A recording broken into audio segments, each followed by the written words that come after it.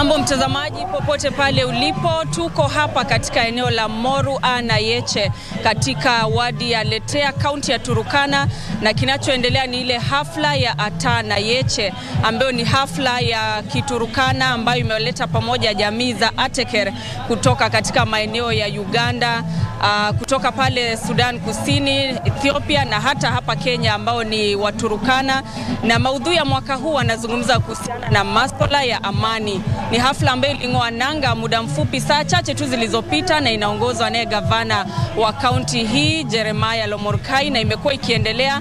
Na kama unavyoona niko hapa na mwenzangu JJ Kioria. Tumeona mbwembwe kabisa hapa, Waturkana wakionyesha densi na mambo ambayo wanayamudu kama watamaduni.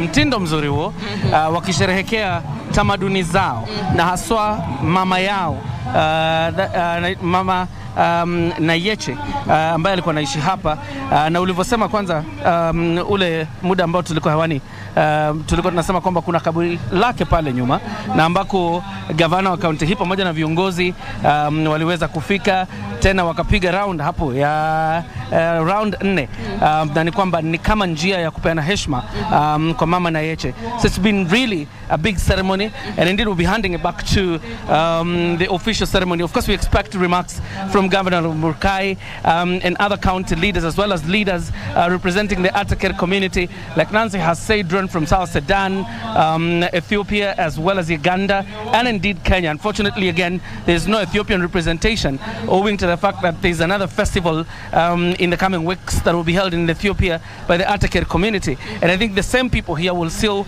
troop into Ethiopia. So for the same reason, they're not here. So there are only 3 representations. That is the Ateker community in Kenya, South Sudan, and Uganda, and are well represented here. So I think it's time now we hand over to the ceremony, and then later there will be remarks by the governor and the leadership of the Ateker community in the country. Yes, but before we hand over, we can just talk about some of the issues that the leaders that have been speaking here have talked about. We had representation from the youth, from women, as well as from elders, and they've talked about some of the resolutions that they arrived at after their negotiations and consultations yesterday. They've talked about the importance of ensuring that these communities embrace each other and they are able to share the minimal resources that they have. Because the conflict between these communities, despite them being under Ateker, meaning that they have one mother, that is Nayache, it means that they have been having conflict because they live outside the country. They relocated to Uganda, to South Sudan, but today, after holding those negotiations, they have decided that there's no need for wars. They can share the minimal resources, and they have also called on the government to step in and ensure that they have more resources so that they can actually be able to share them, equally. Actually, the conversations leading to today have been structured in a sense there have been talks, particularly by the youth. They had their own summit. Then there was a summit by the women. There was a summit by the elders. There was also a summit by the leaders that we actually covered yesterday in Lokichogio.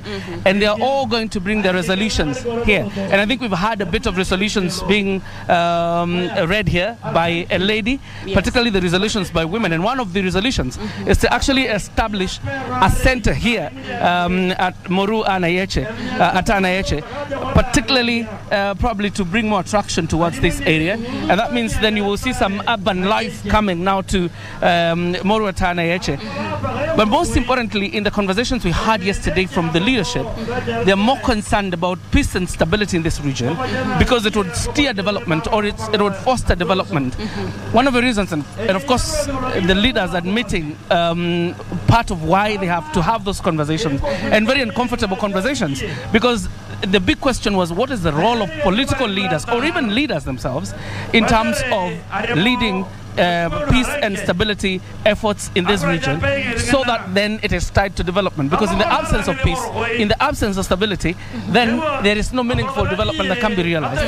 And there were very uncomfortable questions that were being asked by a member of parliament from GA in Uganda, who was actually saying, even why do you explain under devolution that probably you will go for 10 kilometers, 11, 15, 20, 30, and there's no hospital?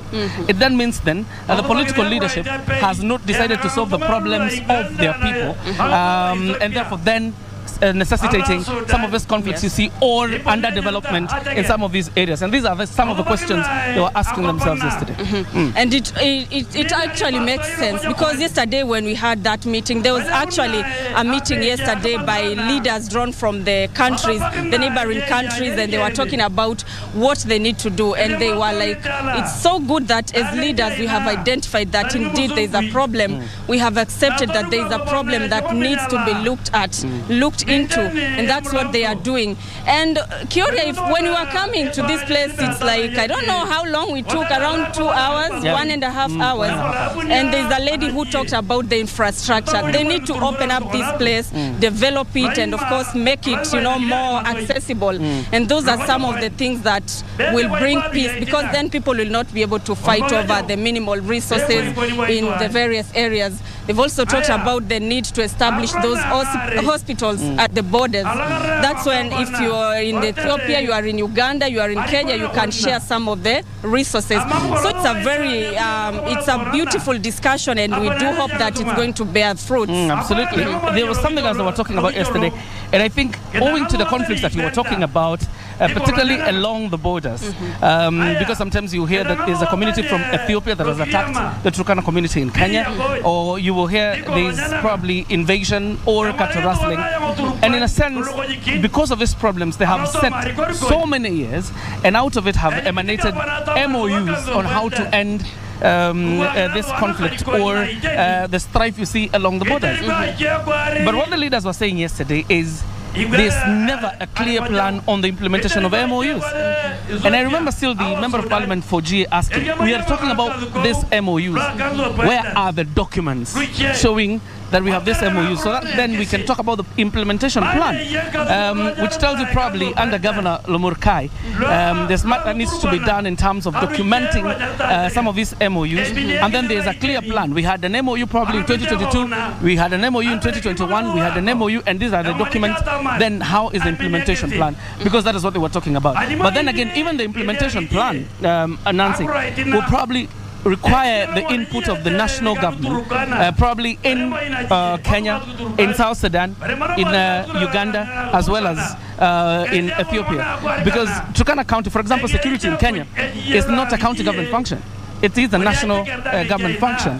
That means then the governor has to get a lot of support, particularly from the Interior Ministry, in terms of implementing some of these MOUs, and probably even from Uganda. The leaders probably representing those constituencies will also need the input of Kaguta Museveni's government. So is South Sudan, and so is Ethiopia. And I think these are some of the things that they were calling for: collaborative effort from this county government, for example, or local government and the national government, so that these MOUs are implemented fully. When we took that break, we saw that there were some dances, there was music, and they were singing in their traditional, that is in the Ateker, the various languages, that is Karamojong, there's Jie, and there's a skit that we saw a few minutes ago, and they were talking about peace, and they even enacted how the raids actually happen. Like, I'm from Turkana, why are you attacking me? They are asking the other one, why are you grazing? This is our land. So they were just trying to say that even if I am grazing at your land, we can always talk about this. We do not have to fight over things that we can actually talk about. And that's why we bring in the aspect of using culture as a tool for uniting people. Because when you look at the Turkana people, they are people who have embraced their culture. Over the years, it has stood the test of time, and they are using that because it's something that is convincing. Instead of just talking to people, telling them we are the government, we are telling you to do this and this, now we are involving them and using culture, something they actually can relate to. JJ, what's your take on that, using culture? They say music is a universal language. Culture, universal language as well. Actually, part of our heritage and why we are able to conserve culture over time is because of some of these things, particularly when you use music, because it remains a bit of, like custody when it comes to issues of culture. And I think the Turkana community, the Ma community, have actually outdone themselves when it comes to this aspect in terms of the preservation of culture.